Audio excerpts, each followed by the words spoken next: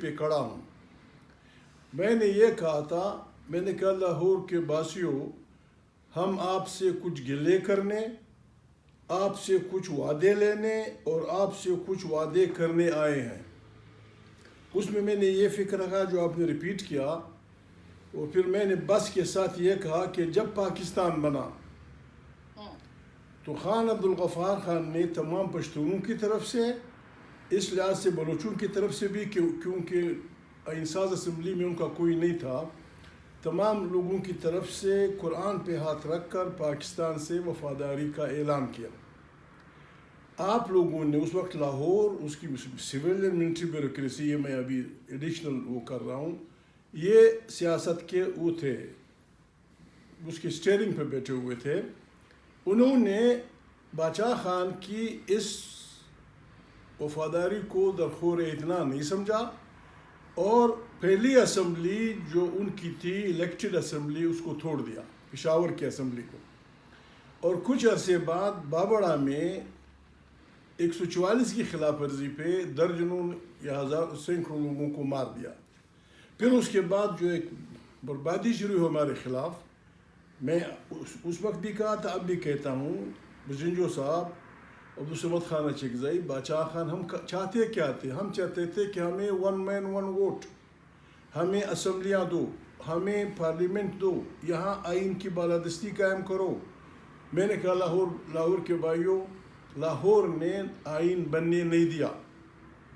خان صاحب، معذرت کے ساتھ یہ سب کچھ تو بلوچستان کے اندر سرداروں نے کیا، یہ پختون کے بہت سارے پختون رہنماؤں نے کیا. ابھی جب طالبانائزیشن، میں اس ڈیٹیل میں نہیں جانا چاہتی کہ کس نے کب کس کا ساتھ دیا. بالکل. میں صرف یہ جاننا چاہتی ہوں کہ مینار پاکستان پر، قرارداد پاکستان کی جگہ پہ آپ نیشنل پلیٹ فارم پہ کھڑے تھے، پی ڈی ایم کی قیادت. میں آج بھی کہتا ہوں مینار پاکستان کی اہمیت اس لیے نہیں ہے کہ وہ کتنا لمبا ہے اور کتنا خوبصورت بنا ہے اور کہاں گاڑا گیا ہے. مینار پاکستان کی اہمیت اس ریزولوشن کی وجہ سے ہے جو بانی پاکستان قائد اعظم محمد علی جناح نے، جو خود بھی انتہائی اعلیٰ پایہ درجے کے وکیل تھے اور بہت بڑے کانسٹیٹیوشنلسٹ تھے، انہوں نے کہا تھا کہ 1940 کا ریزولوشن، جب یونائٹڈ انڈیا کی بات ہو رہی تھی، اس میں 3 گروپ بنے تھے، تو خود محمد علی جناح صاحب نے یہ ریزولوشن بنایا تھا. اس میں یہ تھا کہ اگر اکثریت نے گڑبڑ کی تو یونٹس کو علیحدگی کا اختیار حاصل ہے. ہم وہ نہیں چاہتے. ہم آج بھی کہتے ہیں کہ ریزولوشن جو وہاں لکھا ہوا ہے، پاکستان میں ہم آئین کی بالادستی چاہتے ہیں. ہمارے بعض اینکر لگے ہوئے ہیں. ایک منٹ، صرف ایک منٹ. جی بالکل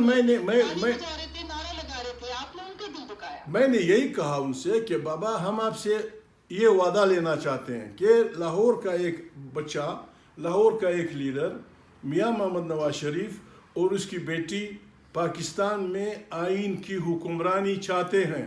آپ ان کے ساتھ ہیں. انہوں نے بڑے لمبے اس میں کہا کہ ہم ان کے ساتھ ہیں. میں نے کلمہ پڑھ کے کہا تھا کہ پھر ہم سندھی، بلوچ، پشتون، سرائکی سب آپ سے وعدہ کرتے ہیں کہ اس آئینی لڑائی میں کوئی ہم نے جھگڑا نہیں کرنا. ہمارے بعض وزراء لگے ہوئے ہیں کہ فوج کے خلاف نہیں. ہم فوج کے خلاف نہیں ہیں. ہم فوج کو ان کے آئینی رول میں ان کا رول دینا چاہتے ہیں. جس دن انہوں نے یہ مان لیا، پی ڈی ایم بیٹھ جائے گی، پی ڈی ایم یا کابینہ بیٹھ جائیں گے، جلسے ختم ہو جائے.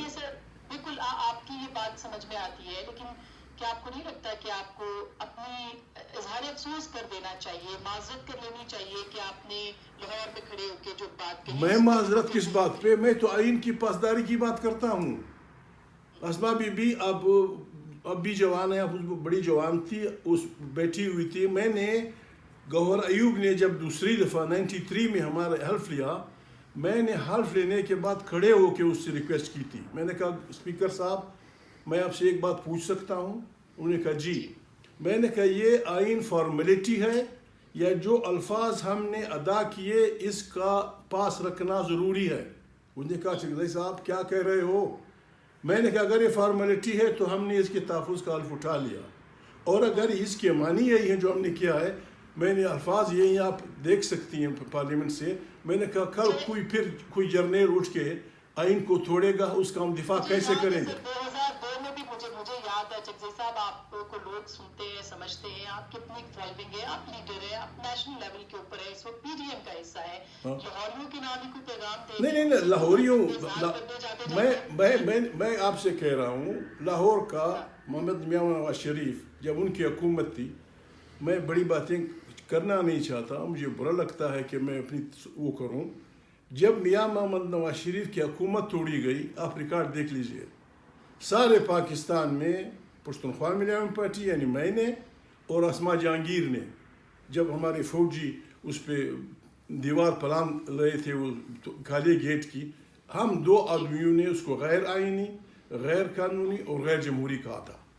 میاں محمد نواز شریف میرے گاؤں کا نہیں ہے، وہ پکا پنجابی ہے، مجھے اس کی دوستی پہ چونکہ وہ آئین کی بات کرتا ہے، میں اس کے ساتھ، میرا مطلب ہے پشتون بلوچ سندھی ہم سب اس کے ساتھ ہیں، ہم اس ملک کو رکھنا چاہتے ہیں، یہ ملک ہمیں عزیز ہے، اس کے تمام اداروں سے عزیز ہے۔ جی سر، جاتے جاتے آپ کی سٹیٹمنٹ سے پی ڈی ایم کو فائدہ ہوا ہے یا نقصان؟ میرے خیال میں نقصان اس لیے نہیں ہوا، بعض لوگوں نے ایسے اس کو ہوا بنا دیا، میں آج بھی سٹینڈ کرتا ہوں، آئین بالادست ہوگا اور ایک ایسی پارلیمنٹ جس کے الیکشن میں کسی بھی ادارے کا، ملٹری یا سول، ان کا کوئی رول نہیں ہوگا، وہ پارلیمنٹ پاکستان کی اندرونی اور بیرونی پالیسیوں کی ذمہ دار ہوگی۔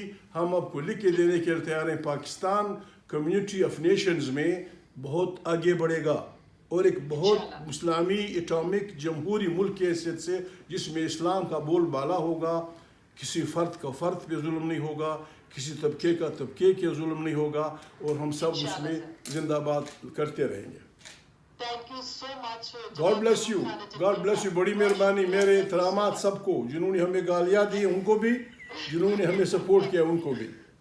بہت شکریہ، تھینک یو سو مچ محمود خان جگزئی صاحب، بہت سینئر سیاستدان ہیں اور ظاہر ہے کہ پاکستان کے آئین کی سربلندی کی ہمیشہ بات کرتے ہیں۔ لاہور کے بارے میں انہوں نے ایسی بات کر دی جس سے لوگوں کے دل دکھے ہیں، لیکن وہ کہہ رہے ہیں کہ آج بھی وہ پنجاب کے ساتھ کھڑے ہیں، اسی لیے پکا پنجابی میرے دوست ہے، جو آئین کی بالادستی کی بات کرتا ہے ساڑھے فراں ہیں جی۔ صرف ایک بات ان سے کہہ دیجئے کہ بھائی چڑھ نہ چھیڑ ملنگانوں۔ جاتے ہیں اور کچھ باتیں کریں گے ایل این جی، آج کے کابینہ کے اجلاس اور اس کے ساتھ ساتھ جو دیگر معاملات ہیں پی ڈی ایم کے، اس کے اوپر ہمارے ساتھ رہے گا۔